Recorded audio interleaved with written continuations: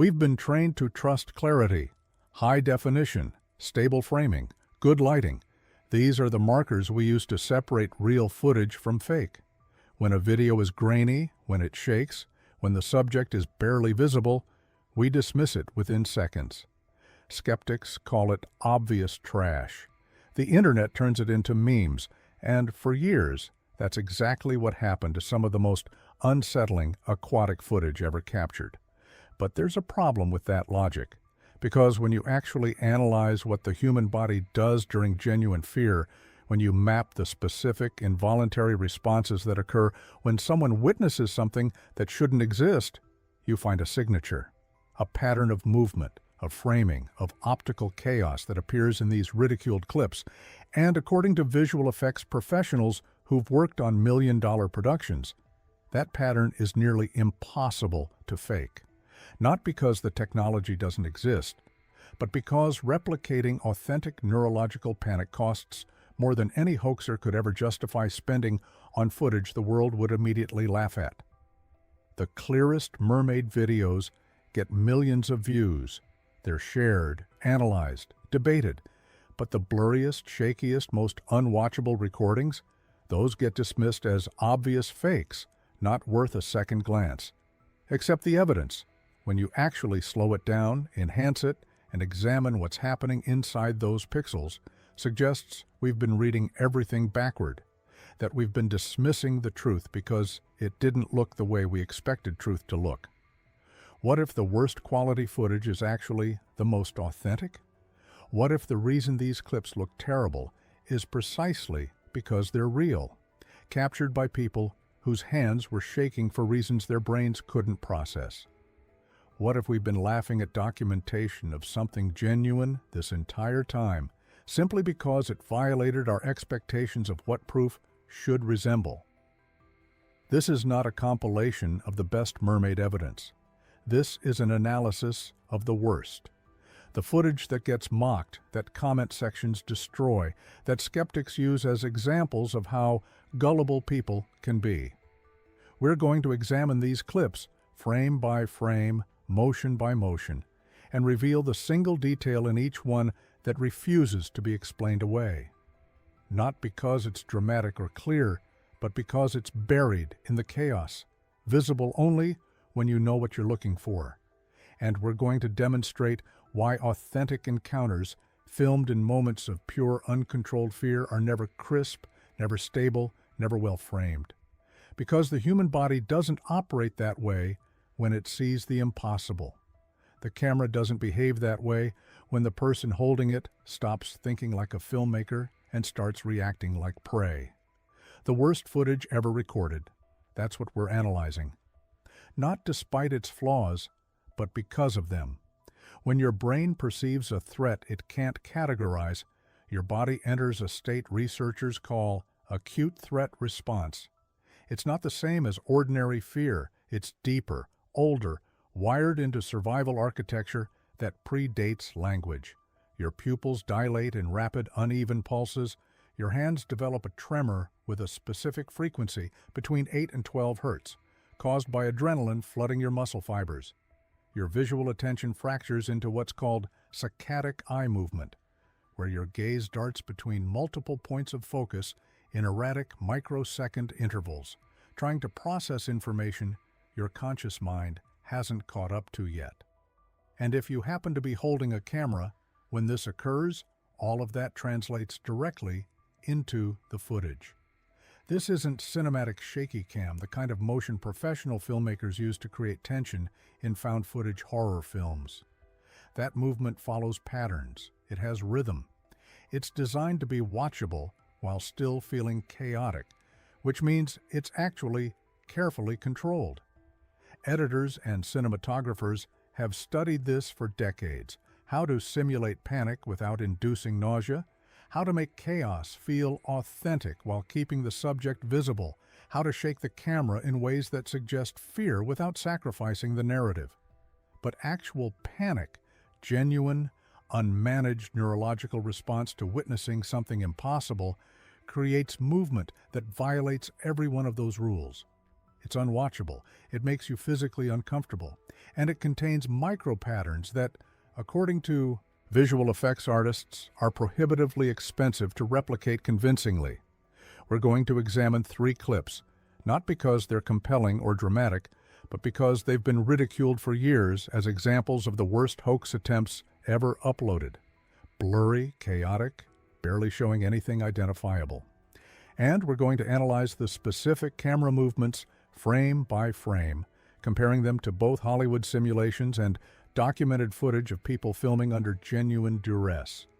The first clip originates from a commercial fisherman operating off the coast of northern Norway in 2004. 43 seconds long, filmed on a handheld camcorder that was already outdated when he bought it. The video quality is poor even by 2004 standards, compressed, washed out, with visible scan lines from the analog to digital transfer. For the first 18 seconds, it shows nothing but ocean and the edge of his boat's hull.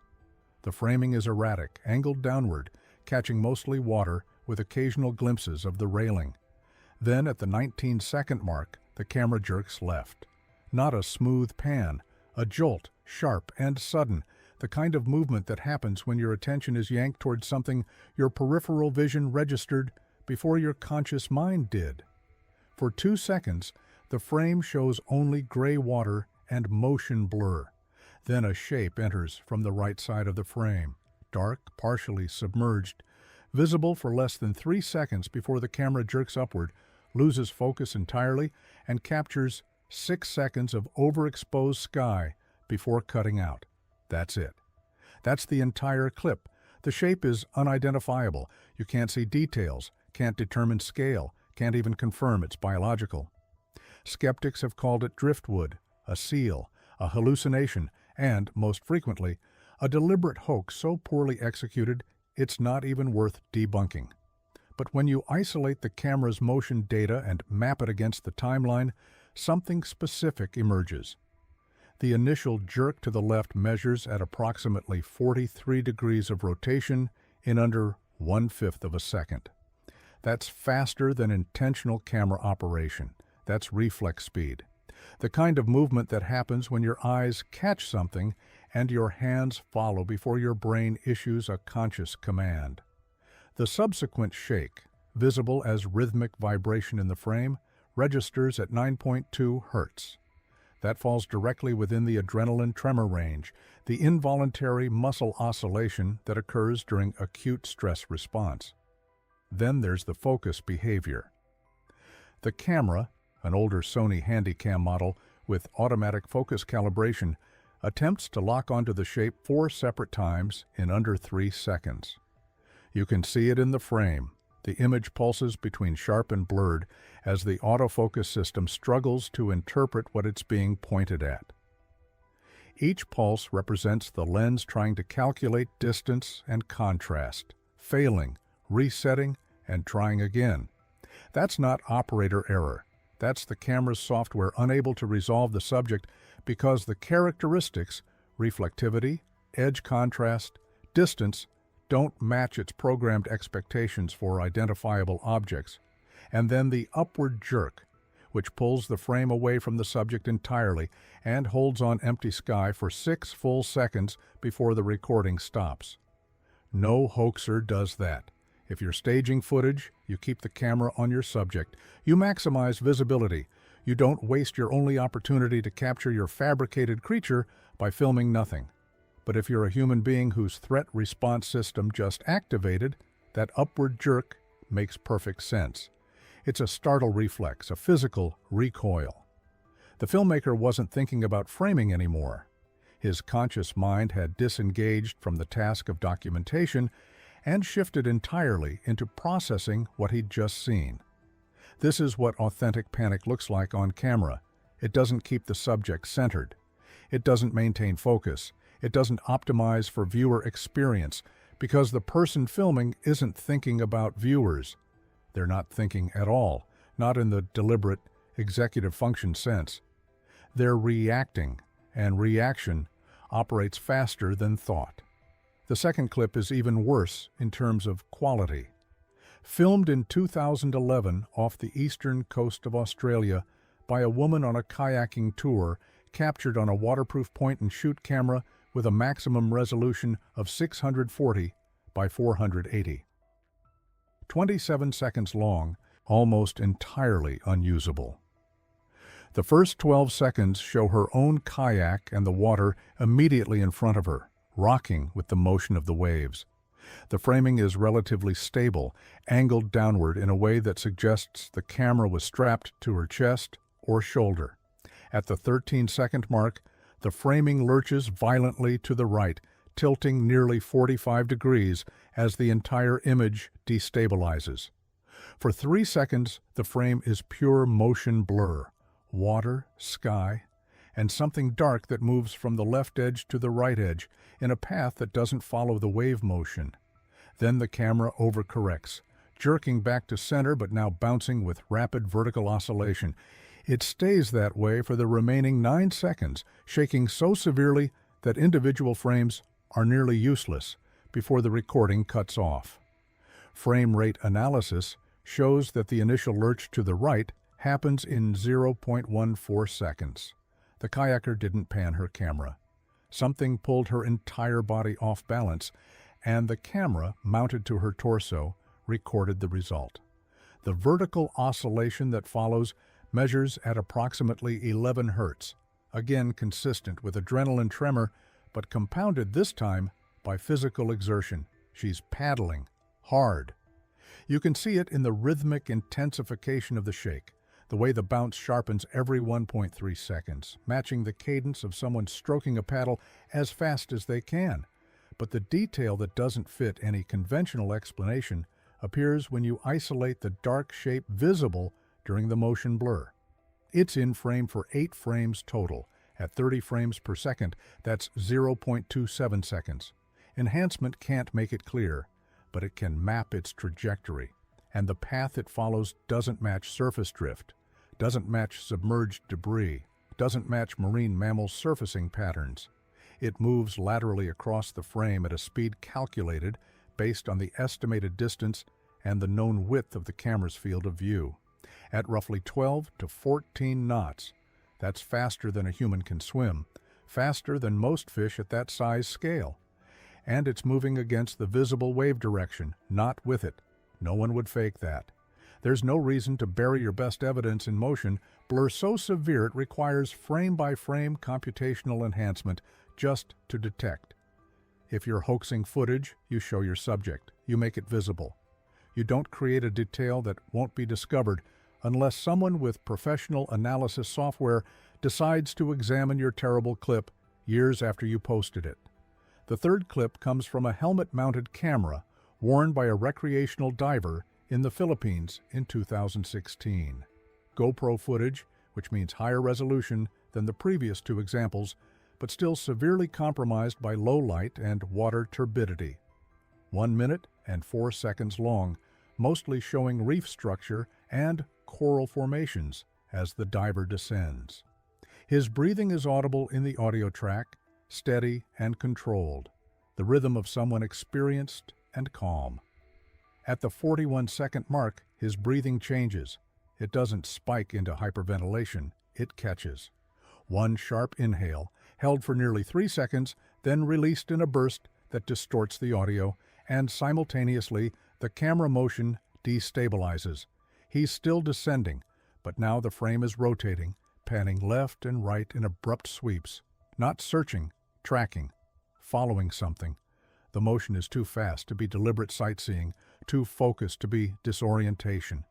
At 52 seconds, the camera tilts downward sharply, and for exactly 4 seconds, something pale moves through the lower third of the frame, passing beneath him at a depth the murkiness makes impossible to calculate. It's not in focus. The GoPro's wide-angle lens holds the reef wall in relative sharpness while the shape below remains undefined, a suggestion of form and motion rather than a clear subject. Then the camera snaps upward. The diver is ascending now, fast enough that you can see his own bubbles streaming past the lens. His breathing has gone rapid, shallow, audible, even through the regulator. The angle stays locked upward for the remaining 8 seconds until the recording stops. When you map his ascent rate using the depth gauge visible on his wrist computer in 3 brief frames, he's rising at roughly 80 feet per minute. That's dangerous. Any certified diver knows that. Ascending too quickly risks decompression, sickness, nitrogen bubbles forming in the bloodstream, potential embolism. He would have been trained never to ascend faster than 30 feet per minute, 60 at the absolute maximum in an emergency. He violated that to get to the surface. Whatever he saw, it was worth risking the bends. His camera movement during those critical 11 seconds, from the moment his breathing changed to the moment he began his rapid ascent, shows the same markers. The sharp downward tilt happens in under 0.2 seconds, faster than planned movement. The subsequent upward snap measures at nearly 90 degrees of rotation in 0.3 seconds, with a tremor frequency of 8.7 Hz visible in the frame instability. And the focus pattern repeats. The GoPro's autofocus attempts to lock onto the pale shape 6 times in 4 seconds, fails every time, and finally gives up, defaulting to the reef wall because that's the only surface in frame with detectable edge contrast. 3 clips, 3 different cameras, 3 different years, 3 different locations, all ridiculed as worthless evidence, too poor in quality to take seriously, but all containing the same signature: camera motion that matches documented neurological panic response, tremor frequencies consistent with adrenaline saturation, focus behavior indicating the hardware itself couldn't resolve what it was being aimed at, and framing choices that violate every principle of intentional documentation. A visual effects supervisor who worked on major studio films for over a decade reviewed all 3 clips. His assessment summarized: replicating that specific motion data would require motion capture reference of an actor experiencing genuine panic, multi-axis gimbal rigs to reproduce the exact tremor frequencies, and custom software to simulate the autofocus failures accurately. Estimated cost for all 3 clips combined, assuming a professional VFX team with access to industry-standard tools, somewhere between $40,000 and $70,000. None of these clips generated revenue, none went viral, none were monetized. The fisherman's footage got 93 views before someone re-uploaded it to a skeptic forum for mockery. The kayaker's clip was posted to a regional tourism group and ignored. The diver's video stayed on his personal channel unlisted until a researcher found it years later through metadata searches. Who spends tens of thousands of dollars creating effects that will be invisible without professional analysis, then releases the footage in contexts where it earns nothing and convinces no one? Or we can ask a simpler question: what if they didn't spend anything? What if the camera moved that way because the person holding it had just seen something their brain couldn't categorize, and their body reacted exactly the way human bodies react when survival instincts override conscious thought? The panic signature is there, in the motion data, in the tremor frequencies, in the framing failures that make no sense unless the person filming had stopped being a filmmaker entirely. And it's in the worst footage, the clips we dismissed, the ones we laughed at, because that's what real looks like when someone isn't ready for it. No one frames their hoax badly on purpose. If you're building a fake, if you've spent time constructing a prop or rendering a digital model or coordinating actors in costumes, you showcase it. You plan your shots. You think about angles, about lighting, about how long to hold on the subject to let the audience absorb what they're seeing. Even amateur hoaxers understand this instinctively. The whole point is to be seen, to be believed, to generate the reaction you're hoping for, which makes a specific category of terrible mermaid footage deeply strange, not because it shows something compelling, but because it violates basic filming logic so thoroughly that the mistakes themselves become evidence. We're talking about clips where the subject enters frame and immediately exits, where the money shot is obscured by the camera panning away at the critical moment, where the creature appears in the corner while the center of frame shows empty water, where focus is lost on the subject and never regained, where the recording cuts off seconds after something appears as if the filmer forgot they were filming at all. Skeptics point to these failures as proof of hoaxing, arguing that the low quality is deliberate cover for fake creatures that wouldn't hold up under scrutiny. But that logic doesn't survive contact with how hoaxers actually operate, because when people stage cryptid footage, they do the opposite. They maximize visibility within their technical constraints, they keep their subject in frame as long as possible, and they sure as hell don't throw away their best material by pointing the camera at nothing. What we're examining here isn't bad filmmaking as a cover story, it's the absence of filmmaking entirely. It's what happens when documentation becomes secondary to reaction, when the person behind the camera stops thinking about capturing footage and starts thinking about what they're going to do next. The first example comes from a fishing vessel operating in the North Atlantic, July 2009. The clip is 1 minute and 16 seconds long, recorded on a phone camera by a crew member during what the metadata confirms was a night shift. For the first 51 seconds, it shows exactly what you'd expect: deck lights, equipment, the dark water beyond the boat's railing. The framing is casual, slightly unsteady, the way someone holds a phone when they're filming nothing in particular, just documenting a shift at sea. At the 52-second mark, something breaks the surface 60 feet off the port side. It's visible for exactly 9 frames. At 24 frames per second, that's 0.375 seconds. The shape is dark against darker water, partially lit by the boat's running lights, creating a brief contrast that registers as movement more than form, and the camera doesn't follow it. The frame jerks left, overcorrects, tilts downward, and captures the boat's own railing and deck for 3 seconds before the video cuts off abruptly. The movement appears in the left third of frame for those 9 frames. The remaining 2/3 show empty ocean. If this were staged, if someone had coordinated a prop or effect to surface at a specific moment, the camera would have been pointed at it. The framing would have anticipated the action, but instead the subject appears at the edge of frame, suggesting the camera wasn't aimed at the right location when it surfaced, which means the person filming didn't know where or when it would appear. That's not how you film a hoax you've planned. That's how you film something that surprised you. Then there's the response. 3 seconds of railing and deck, shaking badly enough that individual frames blur together before the recording stops. Not a slow fade, not a deliberate end. The video file just terminates, which happens when someone hits the stop button without looking, or when a phone gets shoved into a pocket while still recording and the pressure triggers the screen. The filmmaker didn't keep recording. They didn't try to find the subject again. They didn't pan back to the water to see if it would resurface. They stopped filming 52 seconds into a 1:16 clip, which means they had at least 24 seconds of remaining storage or battery. They had the capacity to keep going. They chose not to, or they didn't choose. They just stopped thinking about the camera entirely because something else had become more important. The second clip is worse. Filmed in 2013 off the coast of Greece by a tourist on a charter boat, recorded on a tablet camera held in landscape orientation.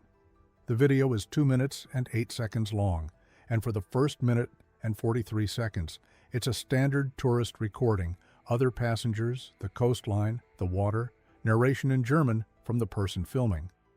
The framing is steady, well-composed, the kind of thing someone shoots when they're deliberately documenting a vacation. At 1 minute 44 seconds, the camera swings right, fast enough to blur the frame completely for 12 frames.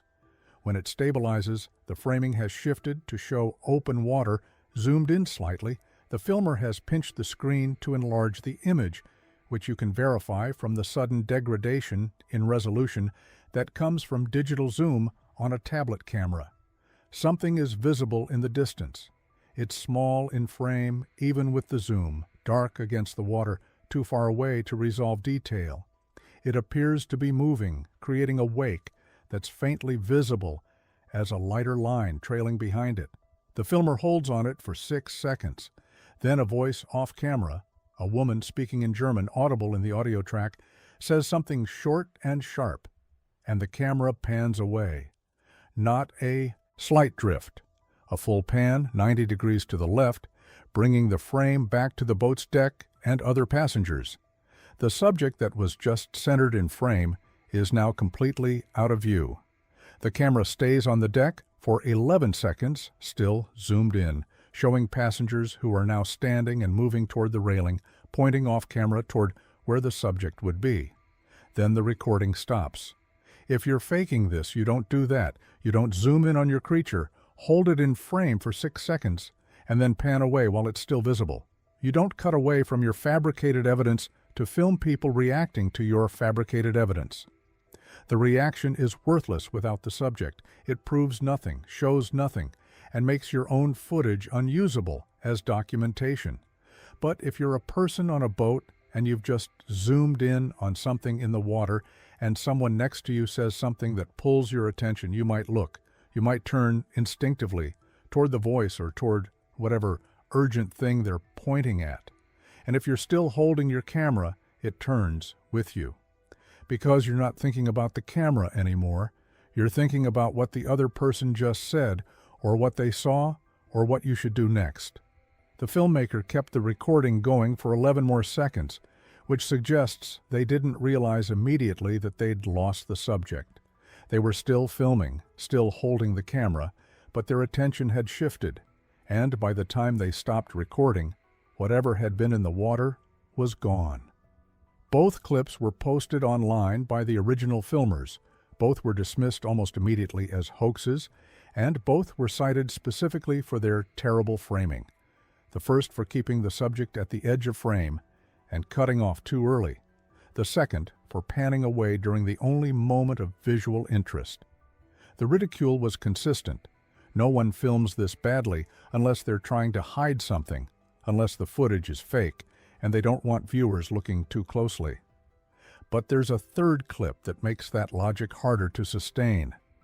Recorded in 2017 off the coast of Washington State, captured on a mounted camera attached to a private sailboat's mast. Fixed position, no operator. Recording continuously as part of a time-lapse project documenting a 3-day solo sailing trip. The camera was set to capture one frame every 2 seconds for the entire journey, which means it wasn't being monitored, wasn't being aimed, and wasn't intended to document anything except the passage of time and changing weather. At timestamp 14:37:18 on the second day, something enters the frame from the bottom edge. The camera is angled downward and forward, showing the bow of the boat and the water ahead. The shape moves from the lower right corner toward the center, crossing approximately 30% of the frame's width, before exiting at the left edge. At one frame, every 2 seconds, it's visible in exactly 3 frames, 6 seconds of real time, 6 seconds of movement. It's blurred by motion, partially obscured by the angle and the mast rigging that cuts through the frame, and impossible to identify with certainty. It's dark, elongated, moving just below the surface based on the faint distortion pattern in the water. And it wasn't supposed to be filmed at all. This wasn't documentary footage. No one was behind the camera. No one was framing a shot or trying to capture anything.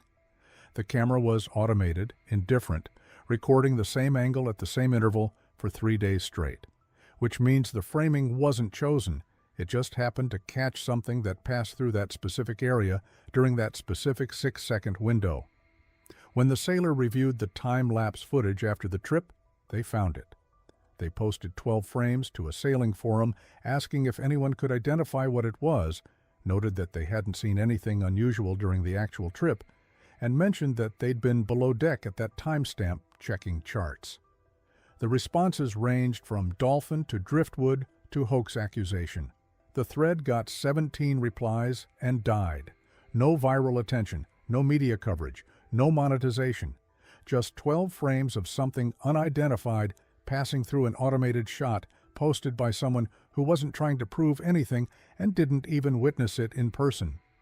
If you're hoaxing footage, you don't use a fixed, unmanned, Lear camera recording at 2-second intervals. You don't capture your subject in only 3 frames with terrible framing and half of it obscured by rigging. You don't create a scenario where you weren't even present to witness your own fake creature. There's no logical reason to construct a hoax that removes you as a witness, buries the subject in time-lapse compression, and provides so little detail that identification is impossible.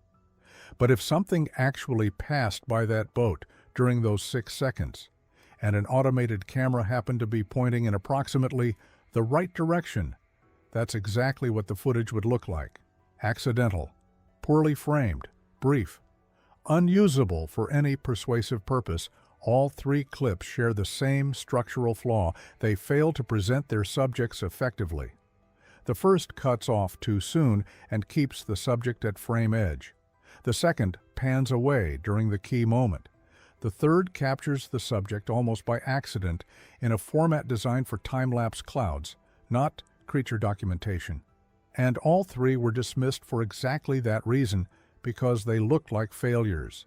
Because we've been trained to expect that real documentation will be clear, centered, well composed. That if something extraordinary appears, the person filming will rise to the occasion, will keep the camera steady and pointed at the subject, will optimize the footage for analysis and belief. But that expectation assumes the person filming is still operating as a filmmaker, that they're thinking about angles and framing and what the footage will look like later. It assumes conscious thought is driving the process, that the goal is documentation rather than survival or reaction, or just processing what their eyes are reporting. What it doesn't account for is the moment when filmmaking stops, when the camera becomes secondary, when you forget you're holding it, or you turn away because someone said something urgent, or you hit stop without thinking because your brain just shifted into a different mode entirely. Hoaxers don't forget to film their hoaxes. They don't waste their best shots. They don't bury their fabrications in bad framing and then walk away. But people who've just seen something they can't explain, they do exactly that. They point the camera poorly because they weren't ready. They pan away because something else pulled their attention. They stop recording because filming stopped being the priority. And years later, when we review their footage, we call it fake because it doesn't look the way we think truth should look, because we can't see the subject clearly, because the framing is wrong, because we've mistaken the signature of authenticity for the mark of deception. Water is not a neutral medium. It bends light, scatters particles, distorts color, and creates interference patterns that shift with every variable: depth, temperature, salinity, suspended sediment, time of day, angle of sun penetration. These physics are consistent, measurable, and extremely difficult to replicate convincingly in post-production. Even high-budget films with dedicated VFX teams routinely get underwater optics wrong, producing images that look clean and dramatic but physically impossible, which makes a specific category of terrible mermaid footage remarkably interesting. Not because it shows clear subjects, but because the distortion patterns, the way light behaves, the particulate interference visible in the murk, all of it aligns precisely with real underwater physics. The footage looks bad because water makes everything look bad. And that adherence to environmental reality, buried inside clips we've dismissed as too poor to analyze, might be the strongest evidence they contain. We expect underwater footage to look a certain way, and that expectation comes almost entirely from media. Nature documentaries, film productions, recreational diving videos shot with modern stabilization and color correction. We've been trained on images that have been enhanced, color-graded, and optimized for viewing. Raw underwater footage, especially in challenging conditions, looks nothing like that. It's murky. Details vanish into particulate clouds. Colors shift toward blue-green extinction. Contrast drops so severely that shapes become suggestions rather than certainties. And genuine encounters filmed in open water in uncontrolled conditions, with consumer cameras never intended for marine environments, they look worse than almost anything we're used to seeing, which is why we dismiss them. But the physics doesn't lie. Water refracts light at a specific angle, approximately 1.33 times the refraction of air. That bending creates predictable distortion around submerged objects, especially at the boundary layer, where water meets air, or where density gradients exist due to temperature differentials.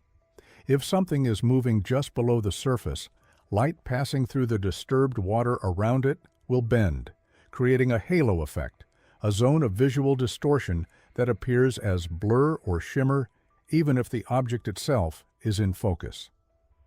Modern CGI can simulate this, but it requires physics-based rendering engines, particle systems modeling millions of suspended sediment fragments, and caustic light algorithms calculating how rays scatter through volumetric water. It's computationally expensive. Most productions use simplified versions that look convincing enough for audiences trained on previous simplified versions. But they cut corners, they reduce particle counts, they fake the caustics. And if you know what to look for, the shortcuts are visible.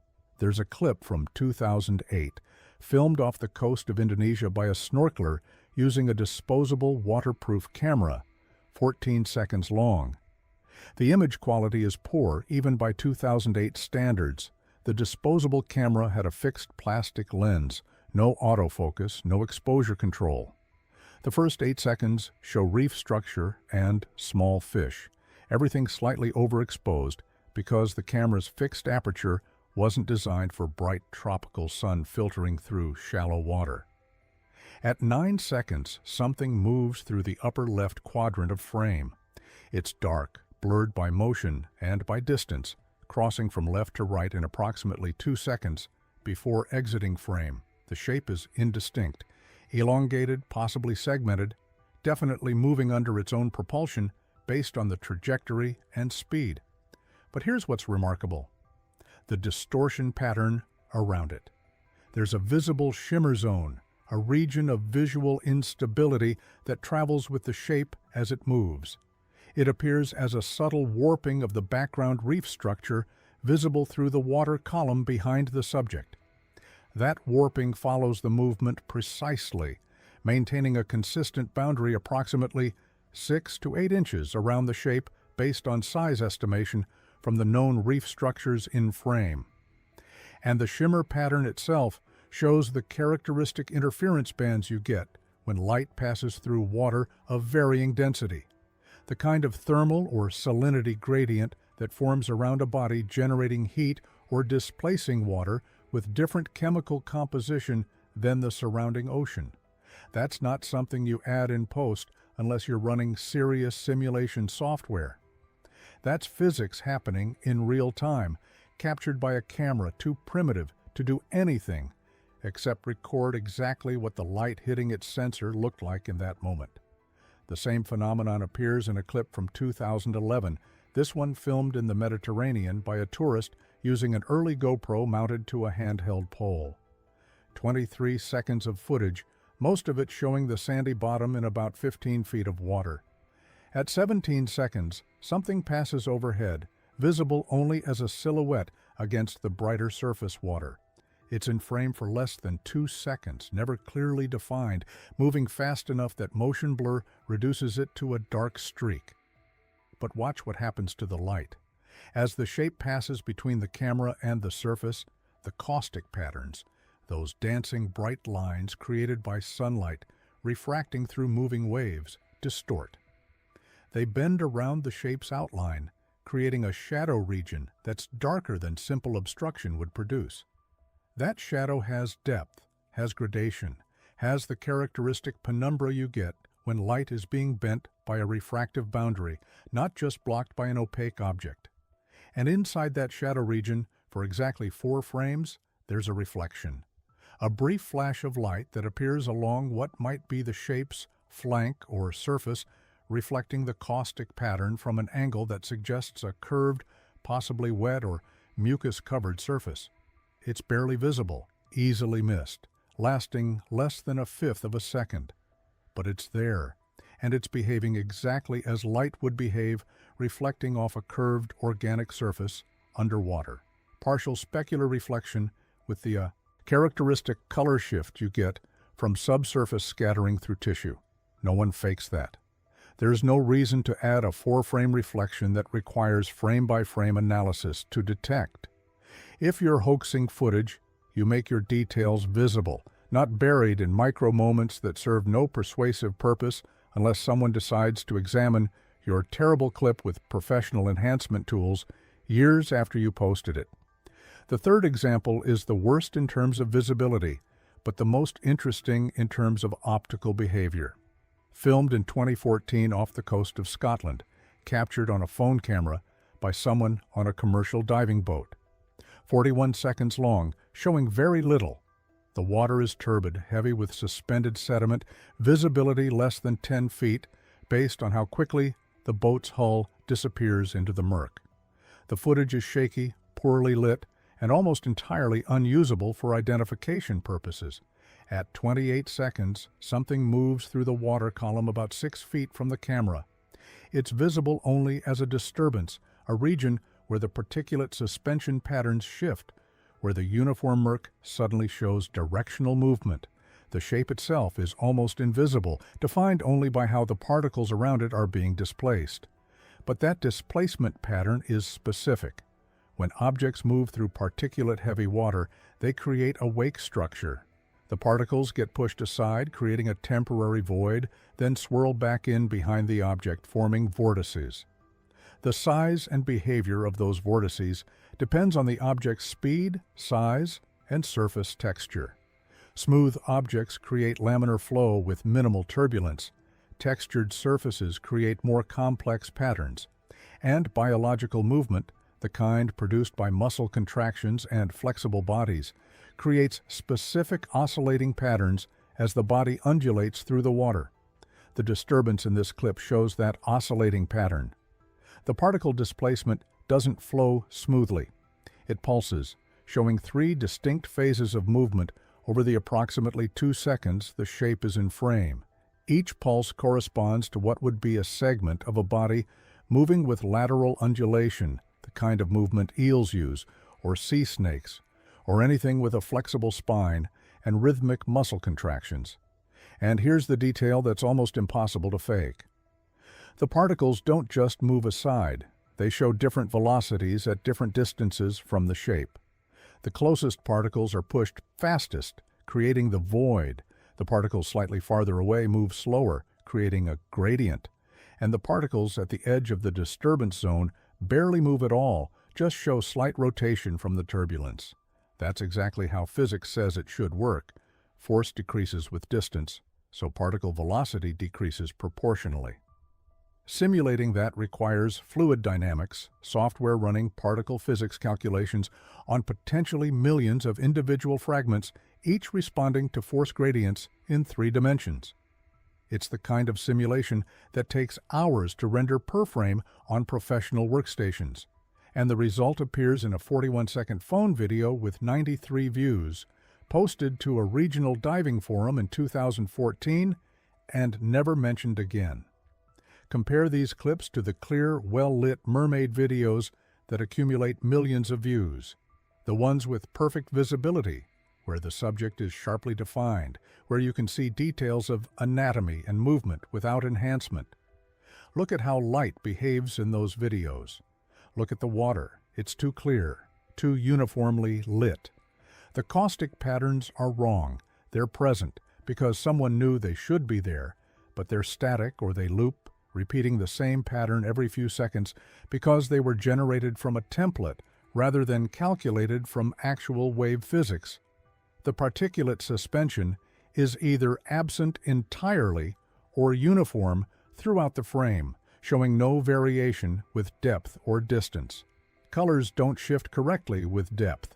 Reds that should be extinct below 20 feet are still visible at 40. The water doesn't behave like water. It behaves like a blue-tinted volume that someone placed a creature inside, then rendered with approximate environmental effects that look convincing to audiences who've been trained on previous approximate versions. But in the terrible footage, the footage we dismissed, the water behaves exactly as it should. Light refracts at the correct angles. Particles respond to displacement with appropriate physics. Caustic patterns distort around subjects in ways consistent with actual refractive boundaries. Thermal gradients create shimmer zones. Shadows show the depth and gradation you only get from genuine light behavior in volumetric media. These aren't details anyone would add deliberately because they're invisible without analysis, and they serve no persuasive function. They make the footage look worse, not better. They reduce clarity rather than enhance it.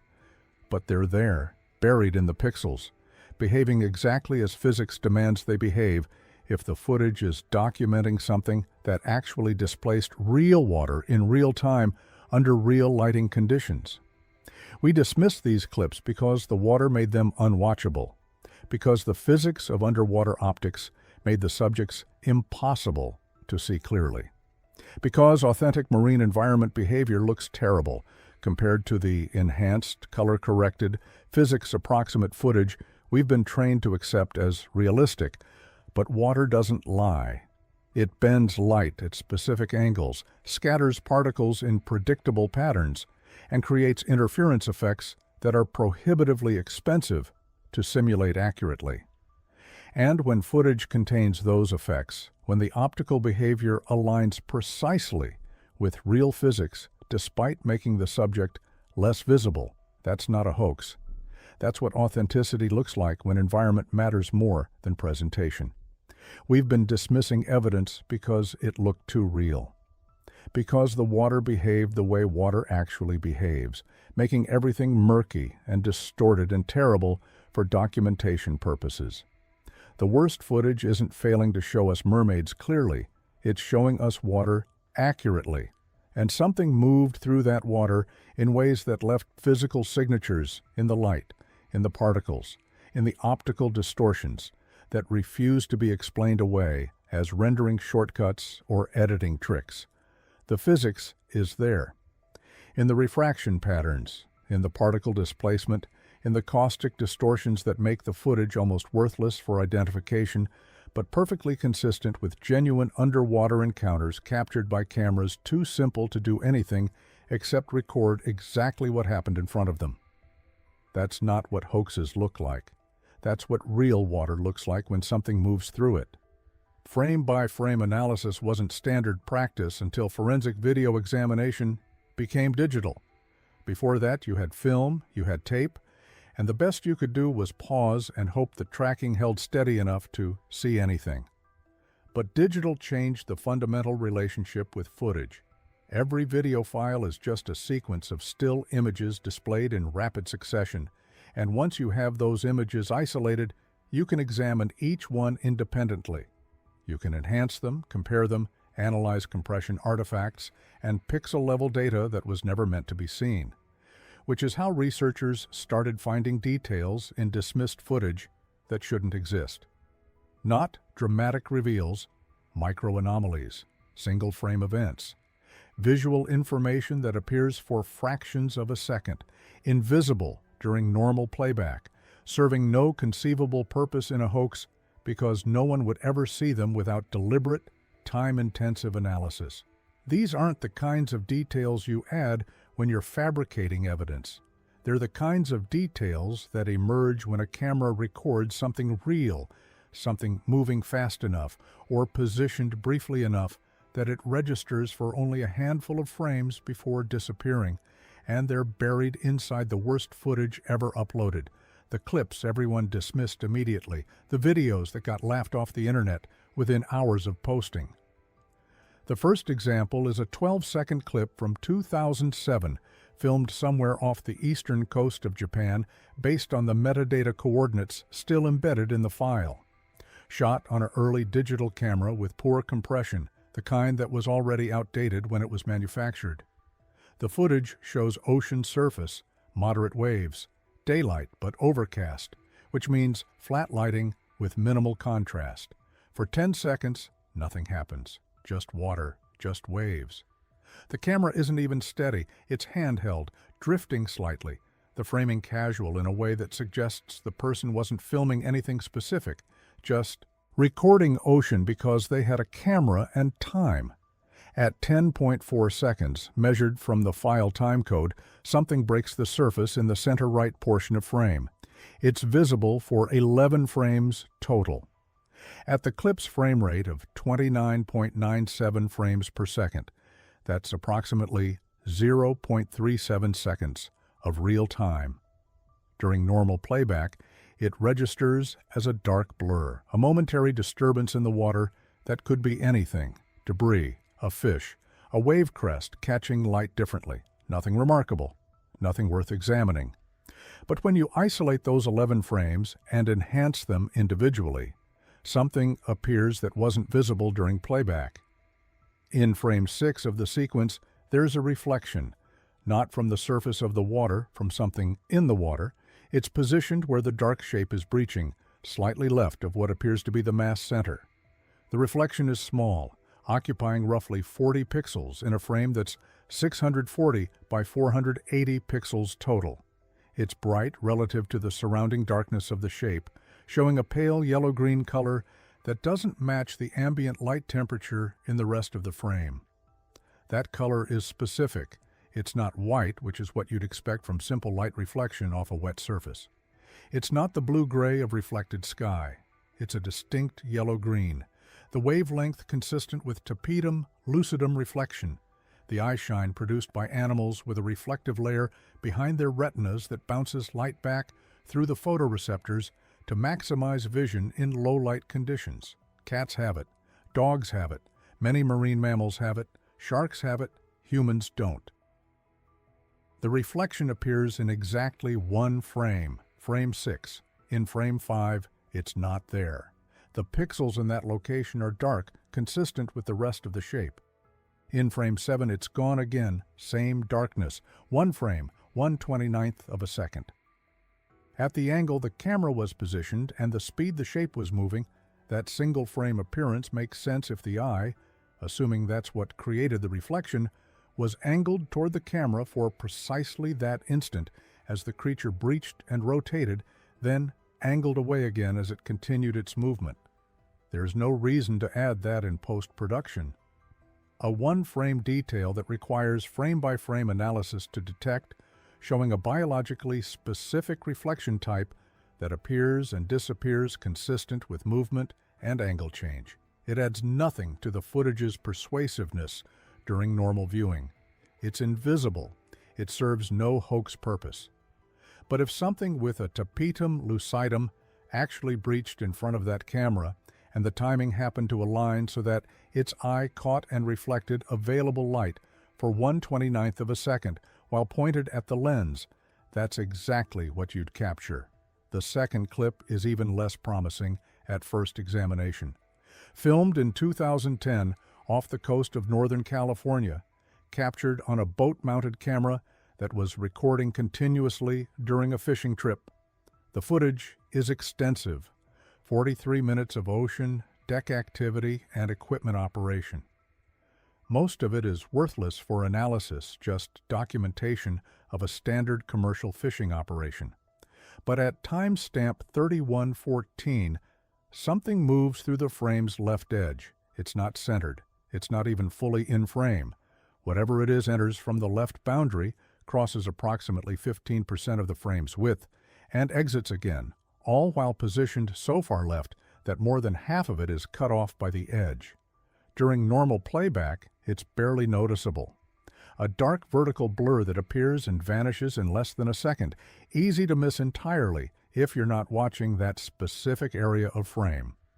Frame-by-frame analysis shows it's present for exactly 7 frames at 30 frames per second. And in those 7 frames, something remarkable happens in the motion blur. When objects move quickly across a camera's field of view, the sensor captures their movement as blur. The object occupies multiple positions during the exposure time of a single frame, creating a smeared appearance. The length and character of that blur depends on the object's speed, the camera's shutter speed, and the exposure time. This blur shows segmentation. It's not uniform. There are 3 distinct darker bands within the blur pattern, visible in frames 3 through 5 when enhanced. Those bands suggest the object wasn't rigid. It was flexing, moving with internal articulation as it traveled. The segments are evenly spaced, approximately 6 inches apart, based on size calculation using the known width of the boat's railing visible in frame as reference scale. And the blur pattern shows the segments in different relative positions across the 3 frames, which means they were moving independently, each at slightly different angles, creating a wave pattern along the length of the object. That's biological motion. That's what vertebrate movement looks like when captured in motion blur. The segments are vertebrae or muscle groups, and the wave pattern is lateral undulation, the way fish and marine mammals and anything with a flexible spine propels itself through water.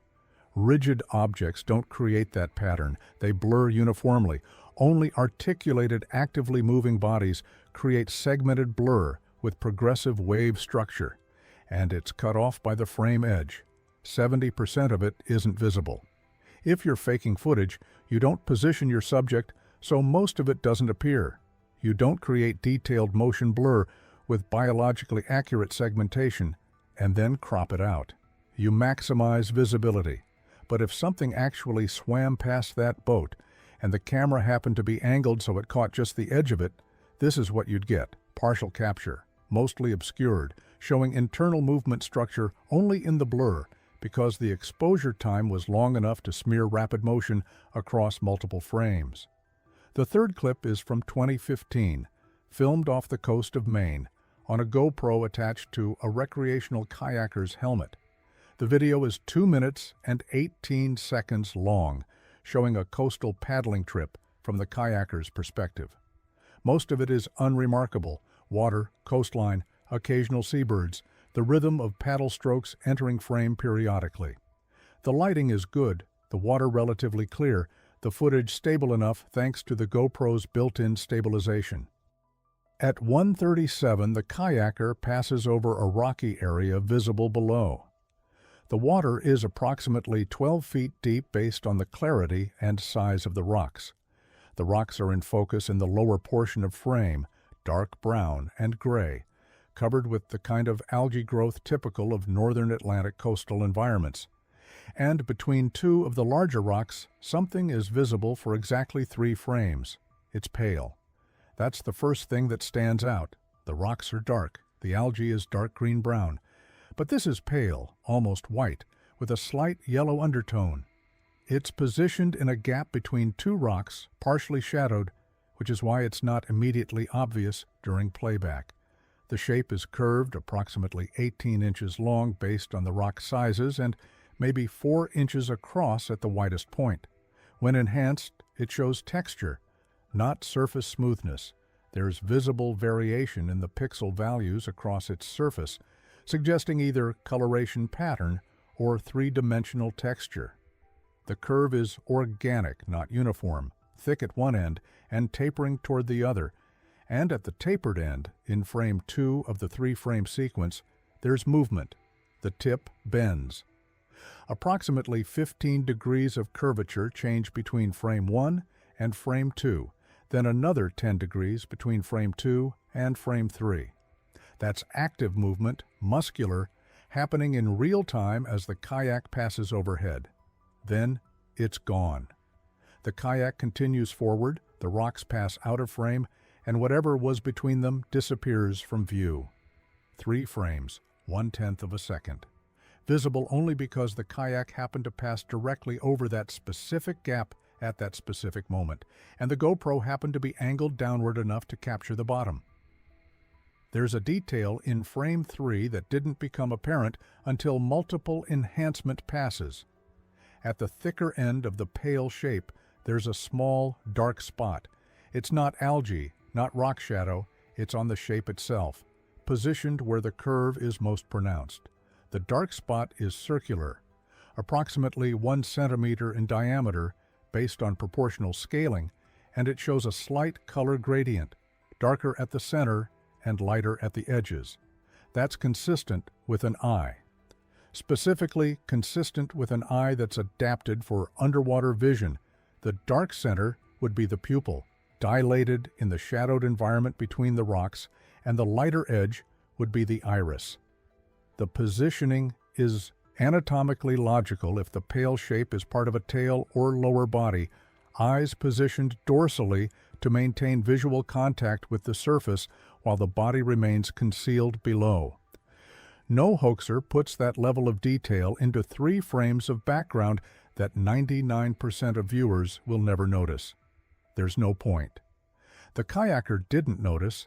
The video was posted as part of a longer compilation of a week-long paddling trip, and there's no indication in the description or comments that anything unusual was spotted. The clip got minimal views, generated no discussion, and disappeared into the archive of recreational kayaking videos that exist by the thousands online. But the detail is there. A pale, curved, textured shape showing active movement and anatomical structure consistent with biological tissue, visible for 3 frames in the background of a helmet cam video, serving no persuasive purpose and requiring extensive enhancement to detect. All 3 clips contain the same pattern. Single frame or minimal frame anomalies that appear during motion, show biological characteristics, and serve no function in a hoax because they're invisible without analysis. No one would reasonably perform on footage this poor. A 1-frame tapetum reflection, a 7-frame motion blur showing vertebrate segmentation, a 3-frame partial body showing muscular movement, and possible eye structure. These aren't the details you add when you're trying to convince someone. These are the details that emerge when a camera records reality, and reality moves too fast or too briefly to register clearly during playback. They're forensic artifacts, the kind of evidence that only appears when you treat footage as data rather than narrative, when you examine every frame independently rather than trusting what the motion conveys. And they're buried in the worst footage, the clips we dismissed because they didn't show anything clear, didn't present subjects obviously, didn't provide the kind of visual confirmation we've been trained to expect from authentic documentation. But authenticity doesn't perform. It doesn't optimize for viewer experience. It doesn't place details where they'll be most visible or most convincing. It just exists, frame by frame, pixel by pixel, containing whatever information the camera's sensor captured during whatever fraction of a second the shutter was open. The question isn't why these details are hidden. The question is why they're there at all in footage that generated no attention, earned no revenue, and convinced no one of anything. Unless they were never meant to convince anyone, unless they're just what got recorded when something real moved through frame too quickly for anyone to notice. The narrative around cryptid footage tends to assume a specific kind of witness, anonymous, attention-seeking, financially motivated, or simply credulous. The assumption is that people who claim to have filmed mermaids are either hoaxers looking for viral fame or well-meaning but mistaken individuals who misidentified something mundane. Both categories are easy to dismiss. One is dishonest, the other is incompetent, and neither requires serious consideration. But there's a third category that doesn't fit that framework. Professionals with established careers, credible reputations, and everything to lose by coming forward. Coast Guard personnel who risk disciplinary action for releasing footage captured during official operations. Marine researchers whose academic standing depends on maintaining scientific credibility. Commercial fishermen whose livelihoods depend on being taken seriously by buyers, crews, and harbor authorities. These aren't people positioned to benefit from mermaid claims. They're people who stand to lose their professional identity by association with footage the world immediately ridicules. And yet some of them came forward anyway. Some of them released terrible, grainy, barely visible clips that destroyed their credibility within their industries, subjected them to public mockery, and in some cases ended careers they'd spent decades building. They filmed the worst footage imaginable, knew it was terrible, understood exactly how it would be received, and shared it despite every rational incentive not to. The question skeptics can't adequately answer: why? What did they gain that was worth what they lost? Why would credible professionals destroy their reputations over shaky pixels they could have simply deleted, forgotten, and moved on from? There's a Norwegian Coast Guard officer whose 22-year career ended in 2006, 3 months after he released 43 seconds of footage filmed from his patrol vessel during a routine northern maritime patrol. The clip showed almost nothing: dark water, deck lights, a brief shape at frame edge that appeared for less than a second. The footage was terrible by every measure. But he released it with a formal report describing what he'd witnessed, noting the object's speed and trajectory, stating clearly that it didn't match any known marine life or vessel activity in the area. The response was immediate. Fellow officers distanced themselves. Command initiated an internal review questioning his judgment and fitness for duty. Maritime forums that had previously respected his technical expertise began mocking his posts. Within 3 months, he was offered early retirement. He took it. He never recanted, never claimed misidentification, never suggested the footage showed anything other than what he'd reported. He just left the career he'd dedicated 2 decades to building, carrying with him a reputation permanently marked by those 43 seconds. There's no financial incentive that explains that choice. He didn't sell the footage. It was released through official channels as part of his incident report. He didn't monetize it afterward, didn't appear on television, didn't write a book or start a podcast. He just filed his report, released his documentation, and accepted the professional consequences without attempting to leverage his claim into anything profitable or even publicly visible beyond that initial release. That's not the behavior pattern of someone seeking attention or attempting fraud. That's someone who felt obligated to document what they witnessed, regardless of cost, then accepted that cost when it came due. The pattern repeats. A marine biologist in Scotland, credentialed and published, who captured 18 seconds of footage during a research expedition in 2011 and made the decision to include it in her formal expedition notes. The footage was poor, filmed from a research vessel in low light, showing a distant disturbance she couldn't identify with certainty. She noted it as an anomaly, described what she'd observed, and suggested further investigation might be warranted. Her academic colleagues responded with concern about her judgment. Review boards questioned her methodology. Future grant applications were rejected, with the same biomechanically unusual movements appear in grainy clips from the 1970s, 1990s, and 2010s. Footage captured across different continents long before the internet allowed coordination. A specific swimming pattern, lateral tail propulsion, with a depth-to-width ratio inconsistent with known marine mammals, creating a distinctive wake structure. A particular surfacing behavior, rapid breach followed by immediate vertical descent, no pause at surface, no breathing pattern visible, and a diving arc that shows dorsal flexibility exceeding anything documented in seals, dolphins, or large fish, suggesting vertebral structure operating under different mechanical constraints. These patterns repeat, not approximately, precisely. The same tail movement visible in Super 8 footage from British Columbia in 1978 appears again in digital video from the Philippines in 2003, then again in phone footage from Norway in 2016. 3 different formats, 3 different decades, 3 filmers with no apparent connection. The biological movement is identical. That consistency defies the copycat hoax explanation. The 1978 footage wasn't widely distributed.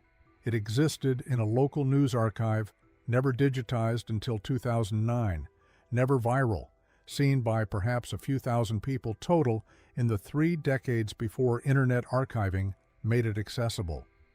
The filmmaker in the Philippines had no plausible way to reference it. Neither did the Norwegian fisher, yet all 3 captured the same movement. A tail-breaking surface at approximately 45 degrees, creating spray pattern characteristic of rapid rotation, descending again within 1.2 seconds without pause.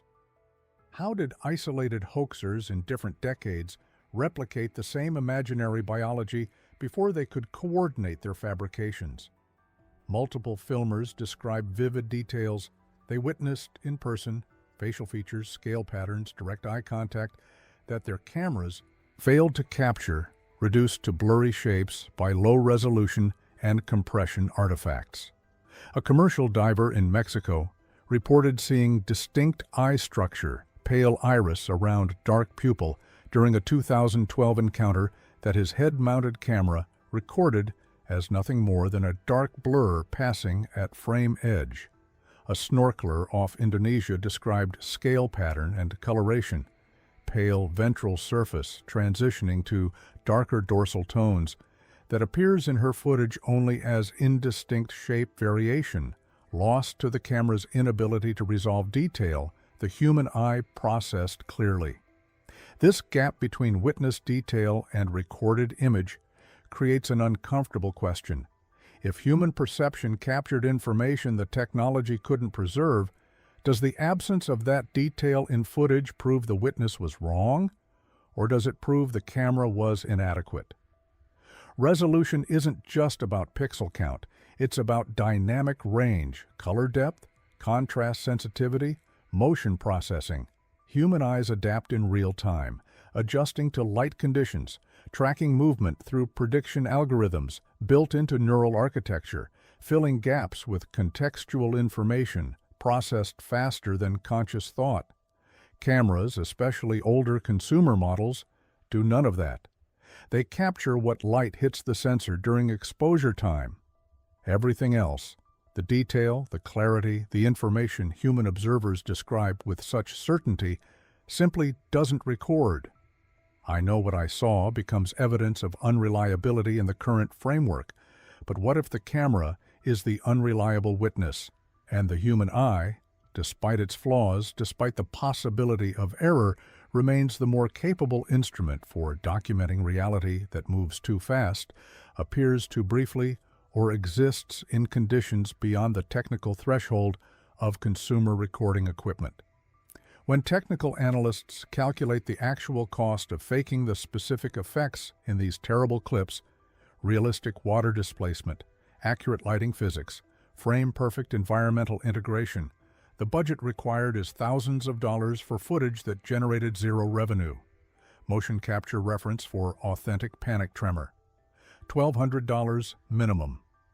Fluid dynamics simulation for particle displacement patterns. Specialized software licenses running $800 monthly, plus rendering time on professional workstations. Caustic light algorithms calculating subsurface scattering through volumetric water. Computational overhead exceeding what hobbyist systems can process. The Norwegian fisherman's 43-second clip got 93 views before archival. The Indonesian snorkeler's footage earned nothing, convinced no one, disappeared into tourism forum archives within weeks. The Mexican diver never monetized, never publicized beyond initial incident report.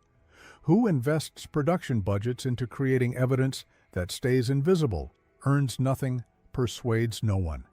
The math doesn't resolve unless nothing was invested, unless cameras just recorded what happened and the physics emerged, because physics always emerges when real events occur in real environments under real conditions.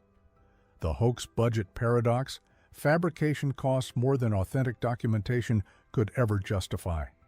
Truth apparently comes cheaper than convincing lies. We've been trained to trust polish and dismiss chaos, but authenticity doesn't arrive in 4K with perfect lighting. The worst mermaid footage ever recorded might be the best evidence we have, not despite its flaws, but because of them. The question isn't why this footage looks so terrible, it's why we expected the impossible to look perfect.